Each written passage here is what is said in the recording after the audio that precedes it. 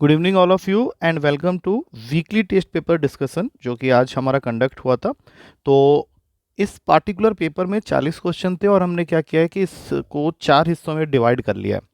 तो अभी जो हमारा पार्टिकुलर सेशन होगा उसमें हम लोग इसको पार्ट 1 मानते हुए 1 से लेकर 10 तक के क्वेश्चंस को डिस्कस करेंगे और फिर आने वाले एक दिन 2 दिन के अंदर में इसके बाकी 11 से 20, 21 टू 30 एंड 31 टू 40 डिस्कस करेंगे। तो इस पार्टिकुलर वीडियो में we will be discussing the first 10 question of today's paper. तो आज के पेपर का जो सबसे पहला क्वेश्चन था उसमें दिया हुआ है कि A can do a work in 10 days and A works for 4 days. तो 4 दिन में ए 4/10 ऑफ द वर्क खत्म कर लेगा। That means he can do 2/5 of the work. तो रिमेनिंग वर्क जो रह गया है तुम्हारा that is 1 - 2/5 that is 3/5 of the work.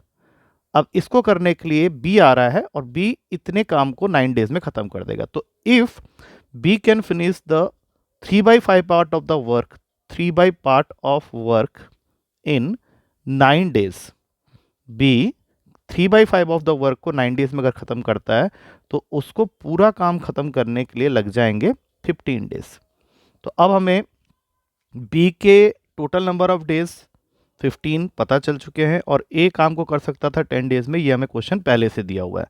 तो क्वेश्चन अब तुमसे पूछ रहा है कि if together they will finish the work then how many days they are going to take. तो इसके लिए मैंने तुम लोग को बताया हुआ है formula T is equals to T1 T2 upon T1 plus T2। तो T1 और T2 तो इनके इंडिविजुअल डेज को बना लो 10 × 15 और नीचे हो गया 10 + 15। तो इसको सॉल्व करेंगे तो आंसर आ जाएगा 6 डेज और 6 डेज तुम्हारे बी ऑप्शन में अवेलेबल है। So B will become the correct answer. अब चलते हैं यहाँ पे, ये करेक्शन कर लेना। क्वेश्चन है पी और क्यू मिलके किसी काम को 10 डेज में करते हैं, क्यू और आर उसी काम को मिलके 15 दिन में करते हैं और आर और पी उसी काम को मिलके 20 दिन में करते हैं। तो उनका इंडिविजुअल टाइम टेकन कितना कितना होगा, मतलब पी अगर अकेले काम करे तो कितने दिन में करेगा, क्यू अगर अकेले काम करे तो कितने दिन में करेगा और आर अगर अकेले काम करे तो कितने दिन में करेगा। ऐसे क्वेश्चन के लिए सबसे पहले इनका 1 डे वर्क निकाल लो। तो पी प्लस क्यू का 1 डे वर्क अगर वो पूरे काम को 10 दिन में काम कर रहा है तो उनका 1 डे वर्क हो गया 1/10। क्यू और आर का मिला के 1 डे वर्क हो गया 1/15 और आर और पी का 1 डे वर्क मिला के हो गया 1/20। अब इन तीनों इक्वेशन को कर लो ऐड। तो यहाँ पे आ जाएगा 2 × P + Q + R is equals to 1/10 + 1/15 + 1/20। अब ये एलसीएम ले लो, 60 का बन रहा है तो 6 + 4 + 3 13/60 और बाद में वो जो 2 दिख रहा है उसको नीचे भेज के हम लोग ये डिसाइड कर लेंगे कि इनके एक दिन का काम हो जाएगा 13/120। तो ऑब्वियसली पी क्यू और आर के एक दिन का काम पी और क्यू के एक दिन के काम से ज़्यादा होगा। तो आर कितने दिन में करना है ये जानने के लिए P plus Q plus R के एक दिन के काम को माइनस करेंगे पी प्लस क्यू के एक दिन के काम से। तो ये 120 आ गया 13 - 12। तो आर का आंसर हमें सबसे पहले मिल रहा है दैट इज ये तुम्हारा आ गया 120। हमने पी प्लस क्यू की वैल्यूज में से इसको माइनस किया है।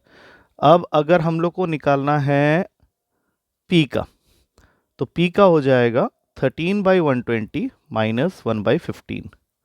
तो 13 - 8 120 यहाँ रह गया 5/120 दैट इज 24। और अगर हमें आर का चाहिए तो ये बन जाएगा 13/120 माइनस, सॉरी हम लोग को पी आर मिल गया, क्यू का चाहिए 1/20 से। तो ये 120 हो गया 13 - 6 that is 7/120 that is 120/7।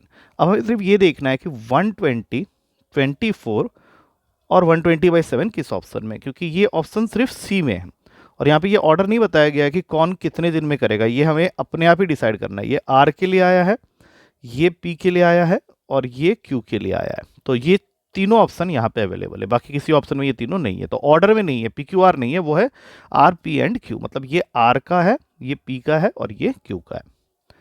Next question है कि 2 train start from Pune to Goa towards each other at the speeds of 50 and 40 kilometre respectively at the same time. मतलब एक ट्रेन पुणे से गोवा की तरफ जा रही है और दूसरी ट्रेन गोवा से पुणे की तरफ आ रही है और इन दोनों स्टेशन के बीच का जो डिस्टेंस हमें दिया हुआ है क्वेश्चन में वो दिया हुआ है 600 किलोमीटर। ऐसे क्वेश्चन हमने क्लास में किए थे। तो पुणे से गोवा की तरफ जो ट्रेन जा रही है उसकी स्पीड है 50 किलोमीटर पर आवर, और गोवा से पुणे की तरफ जो ट्रेन आ रही है उसकी स्पीड है 40 किलोमीटर पर आवर। क्वेश्चन ये है कि find at what distance they will meet from Pune, मतलब पुणे से जो ट्रेन चली है वो कितना डिस्टेंस कवर करेगी before meeting the train coming from Goa. तो उसके लिए पहले तुम टाइम डिसाइड कर लो कि वो कब मिलेगी। तो टाइम का फॉर्मूला होता है डिस्टेंस अपॉन इनके बीच का रिलेटिव स्पीड, जो कि अपोजिट डायरेक्शन में है तो ऐड हो जाएगा। तो ये हो गया 600/90, इसको काट के आ गया 20/3, इतने टाइम में मिलेगी। तो जो ट्रेन 50 के स्पीड से जा रही है वो 20/3 आवर में डिस्टेंस कवर करेगी 1000/3। और हमें यही पूछा गया था कि find at what distance they will meet from Pune, Pune से जो ट्रेन चल रही है वो कितने डिस्टेंस के बाद मिलेगी। तो 1000/3 इसका सही आंसर है। अगला क्वेश्चन है जो कि थोड़ा सा कंट्रोवर्शियल क्वेश्चन था। तुम्हारा क्वेश्चन है कि head of a fish is 12 centimetre और टेल जो है फिश का उसकी लेंथ है हेड की लेंथ प्लस 1/3 ऑफ बॉडी की लेंथ। ध्यान से देखना, टेल की जो लेंथ दी हुई है क्वेश्चन में वो head length plus 1/3 of body length है, और हमें बॉडी लेंथ फाइंड करनी है। Find the length of the body if length of the body is given equals to length of head plus length of tail. तो इन तीनों equation को हमें रिलेट करना पड़ेगा। तो सबसे पहले तो हेड के जगह 12 लिख दो, और टेल की जो वैल्यू दे रखी है उसको यहाँ पे पुट करते हैं। तो एक बार और 12 आ गया प्लस 1/3 बी, और ये सब के सब बी के इक्वल ही है। तो 1/3 बी को इधर ले जाओगे तो ये बन जाएगा 2/3 of B is equals to 24। ये इसको कट कर देगा 12 में, और ये आ जाएगा 36 मीटर। मतलब लेंथ ऑफ द बॉडी जो है वो 36 सेंटीमीटर है। अगला क्वेश्चन है, two bikers ride in opposite direction around a circular track. एक सर्कुलर ट्रैक में दो बाइकर्स स्टार्ट करते हैं अपोजिट डायरेक्शन में, मतलब एक इधर जा रहा है और एक इधर जा रहा है eight the same time from the same point. ठीक है, तो बाइकर ए जो है जो इस तरफ जा रहा है उसकी स्पीड है 16 किलोमीटर पर आवर, और बाइकर बी जो इस तरफ से आ रहा है उसकी स्पीड है 14 किलोमीटर पर आवर। ट्रैक का एंटायर डायमीटर है 30 किलोमीटर का। दैट मीन्स जो डिस्टेंस इन दोनों ने मिलकर कवर करना है दैट इज 2πr। 2πr, तो 2r को तो मिला ही दो, पाई इंटू डी हो जाएगा। तो ये बन गया 22/7 इंटू 30। लेकिन डिस्टेंस का फॉर्मूला होता है स्पीड इंटू टाइम, और चूंकि दो बॉडी ऑपोजिट डायरेक्शन में मूव कर रहे हैं तो रिलेटिव स्पीड आ जाएगा, और टाइम मेरे ख्याल से हमें पूछा ही है। तो 16 + 14 इंटू टी, मतलब 30 इंटू टी। तो ये दोनों काट के टी की वैल्यू आ गई 22/7 which is equivalent to 3.14 hour. तो ये दोनों बाइकर्स एक दूसरे को मीट करेंगे आफ्टर 3.14 आवर।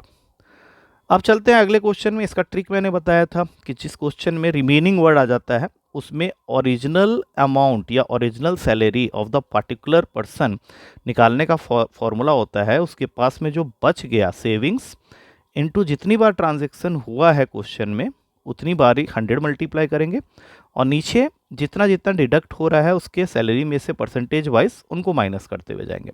तो इस क्वेश्चन में ये तुम्हारा बन गया एंटायर सिचुएशन। तो a person spends 20% on food, ये मैंने माइनस कर दिया, and 20% of the remaining on charity, and 20% of the remaining on house, and he still left with savings उसका है 576 का। तो बस इसको सॉल्व करते ही तुम्हें उस आदमी की ओरिजिनल अमाउंट या ओरिजिनल सैलरी पता चल जाएगी। तो यहाँ पे 80 × 80 × 80 हो गया, ये कटेगा 54, ये कटेगा 54, ये कटेगा 54, 64 हो गया, 4 4 16 इंटू 4 64, ये इसको काट देगा 9 में। तो 9 × 125 कर लेंगे, 1125 रुपीज़ उसकी ओरिजिनल सैलरी है, that is in the B option. अगला क्वेश्चन है, again two man rows boat at the speed of 5 kilometre per hour and 10 kilometre per and they towards each other. मतलब ये सब कुछ डिस्टेंस है जिसको कवर करना है दोनों ने। यहाँ से एक बोट वाला निकला, यहाँ से एक बोट वाला निकला, इसकी स्पीड है 5 किलोमीटर पर आवर, इसकी स्पीड है 10 किलोमीटर पर आवर। उसके बाद वो पूछ रहा है कि find how far apart in kilometre all they 1 minute before they collide. मतलब तुम्हारा फिर से फॉर्मूला बन गया distance is equals to relative speed into time. तो इस बार हमें रिलेटिव स्पीड के जगह में 10 और 5 को ऐड करना है, और यूनिट तुम्हें ध्यान रखना है कि मीटर में आंसर दिया हुआ है तो मीटर पर सेकंड में कन्वर्ट कर लेते हैं। 5/18 से मल्टीप्लाई कर दो। यहाँ 1 मिनट को सेकंड में कन्वर्ट करेंगे, 1 × 60, तो 15 × 5/18 × 60। This is the distance before they collide, मतलब 1 मिनट के पहले, कोलाइड करने से पहले या मिलने से पहले। तो ये तुम कट कर लो इसको 3 के टेबल में, 5, 6 और ये 10 में जाएगा। तो ये दोनों कोलाइड करने से पहले 250 मीटर, 1 मिनट बिफोर 250 मीटर चल चुके होंगे। तो the A is the correct answer. अगला क्वेश्चन है, 4 पिज्जा और 3 बर्गर एक आदमी ने खरीदा है 4500 रुपीज़ में, और फिर उसी आदमी ने 4 पिज्जा और 6 बर्गर खरीदा है 6000 रुपीज़ में। अब क्वेश्चन पूछ रहा है कि 1 पिज्जा और 2 बर्गर वो कितने में खरीदेगा। सिंपल सी इक्वेशन है, लीनियर इक्वेशन है, माइनस कर लेते हैं। ये कट गया तुम्हारा, -3b की वैल्यू आ गई -1500, मतलब एक बर्गर उसको पड़ रहा है 500 रुपये का। अब इसको उठा के फर्स्ट इक्वेशन में पुट कर लो, तो ये बन गया 4 pizza plus 1500 for burger is equals to 4500। तो यहाँ से 3000, मतलब पिज्जा का कॉस्ट आ गया 750 का। तो इस आदमी ने एक पिज्जा खरीदा है, 2 बर्गर खरीदा है, तो 2 × 500 मतलब 1000। तो टोटल इन्वेस्टमेंट होगी उसकी 1750 रुपये की, जो कि सी ऑप्शन में अवेलेबल है। 9th क्वेश्चन है, a man buys 2 articles for ₹560। तो CP for the first article is suppose x, CP for the second article is suppose 560 - x।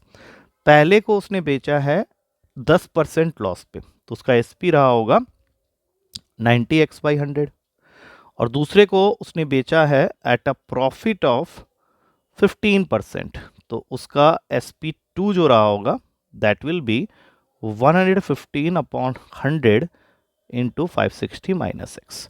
अब क्वेश्चन कह रहा है कि इस पूरे ट्रांजेक्शन में ही had no profit no loss, that means total SP is equals to total CP। यही कंडीशन होता है जब तुम्हारा नो प्रॉफिट नो लॉस का ट्रांजेक्शन होता है। तो टोटल SP का मतलब है 90x/100 प्लस 115/100 इंटू 560 - x, और टोटल CP तो 560 था ही तुम्हारा। तो यहाँ से आ गया 90x plus 115 into 560 minus 115x is equals to 560 into 100। Simple सी बात है, दोनों को इधर भेज देते हैं, तो 115x माइनस 90x, और यहाँ से 560 कॉमन लेके 115 माइनस 100, तो 560 into 15 is equals to 25x। 5 के टेबल में कट कर लो, 3, 5, और ये इसको काट देगा 120 में, तो x आ गया तुम्हारा 336, 112 पे काटेगा, तो 336 एक का कॉस्ट आया है, कॉस्ट प्राइस आया है एक आर्टिकल का, तो दूसरा वाला हो जाएगा 224 रुपीज़ का। तो ये दोनों ऑप्शन सी ऑप्शन में अवेलेबल है। आखिरी क्वेश्चन था, मतलब इस सेट का फर्स्ट 10 क्वेश्चन का आखिरी क्वेश्चन था कि 6000 रुपये को हमने 2 हिस्से में बांटे हैं, तो ऑब्वियसली एक जगह x रख लो, एक जगह 6000 - x रख लो। दिस इज से P1, दिस इज से P2। पहले वाले को तुमने SI पे रखा है 6% के लिए 2 साल के लिए, और दूसरे वाले को तुमने रखा है 3 ईयर के लिए एट 8%, और दोनों ही के केस में तुम्हारा SI जो है वो सेम आ रहा है।